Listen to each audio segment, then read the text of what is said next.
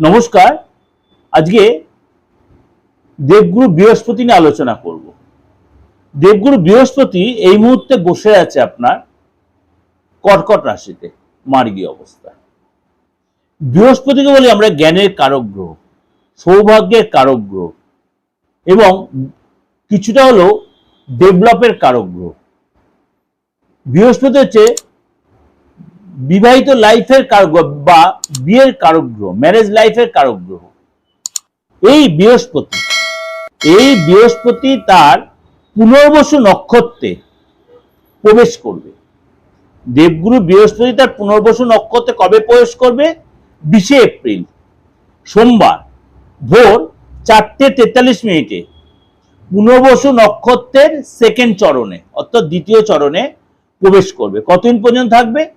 14 মে অর্থাৎ 14 মে পর্যন্ত এই পুনর্বসু নক্ষত্রেই থাকবে এবং তার জন্য কিন্তু 12 রাশির ক্ষেত্রে কিন্তু তার প্রভাব বিস্তার করবে।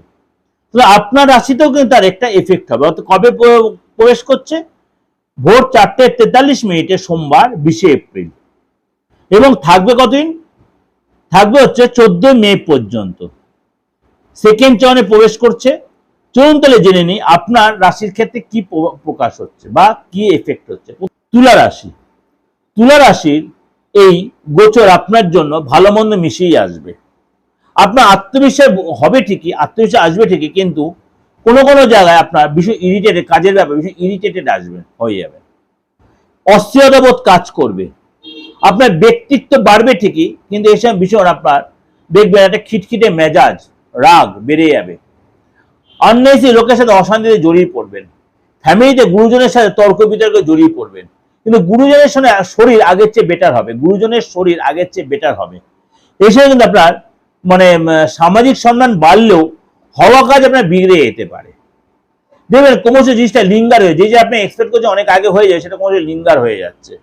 এবং এই সময় কিন্তু আপনার নতুন যোগাযোগ আসবে এবং এই সময় কিন্তু আপনার অর্থ উপার্জনের সুযোগ এলেও হওয়া কাজ বিগড়ে যেতে হবে, সুযোগ হাতছাড়া হতে পারে। ঘাবড়ে যাবেন না, টেনশন নেবেন না, আপনার কাজে লেগে থাকতে হবে। এসে আপনার ব্যক্তিত্ব যথেষ্ট বাড়বে এবং আকর্ষণীয় ক্ষমতাও বাড়বে। লোককে কনভিন্স করতে পারবেন, কিন্তু ভীষণ ইরিটেটেড হয়ে যাবেন। অল্পতে রাগ বেড়ে যাবে, চিটচিটে মেজাজ হতে পারে। যদি আপনার কনিক কোনো রোগ, বিশেষ করে প্রেশার বা সুগার, এই ধরনের কোনো রোগ তো অবশ্যই এটা চেক আপের মধ্যে, বিশেষ করে প্রেশার আপনার বাড়তে পারে, কোলেস্ট্রলটা বাড়তে পারে। এগুলো একটু কন্ট্রোল রাখবেন। নতুন যোগাযোগ আসতে পারে বা সুযোগ অনেক সময় হাতছাড়া হতে পারে। হয়তো আপনি দীর্ঘদিন মার্কেটে কোনো অর্থ পাবেন এক্সপেক্ট করছেন, সে অর্থটা হয়তো আটকে যাচ্ছে, মুখের সাথে আটকে যাচ্ছে। এইগুলো আপনার হয়তো এটার জন্য আপনার উত্তেজনা বাড়তে পারে। আননেসে লোকের সাথে অশান্তি জড়িয়ে পড়তে পারেন, লোকের সাথে শত্রুতামি তৈরি হতে পারে। এই জন্য নিজেকে সংযত রাখবেন, রাগ কন্ট্রোল রাখবেন। শরীরের উপর এফেক্ট হতে পারে প্রেশার বা হার্টের কোনো প্রবলেম, পেটের প্রবলেম, এগুলো আপনার, বিশেষ করে পেটের কোনো প্রবলেম আপনার কিন্তু খুব কষ্ট দিতে পারে। পেটের প্রবলেম খুব কষ্ট দিতে পারে। এটা ওভারঅল একটা প্রেজেন্টেশন দিলাম। অবশ্যই আপনাদের মিলছে বা মিলবে, ভালো লাগবে বলছি না, কারণ খারাপ কথা শুনে কারোর ভালো লাগে না, কিন্তু আপনার অন্তরাত্মা আপনার বলে সত্যিতে এই কথাটা সত্যিতে আমার ক্ষেত্রে এখন ঘটছে, কিন্তু এই ঘটনা আপনার ঘটবে।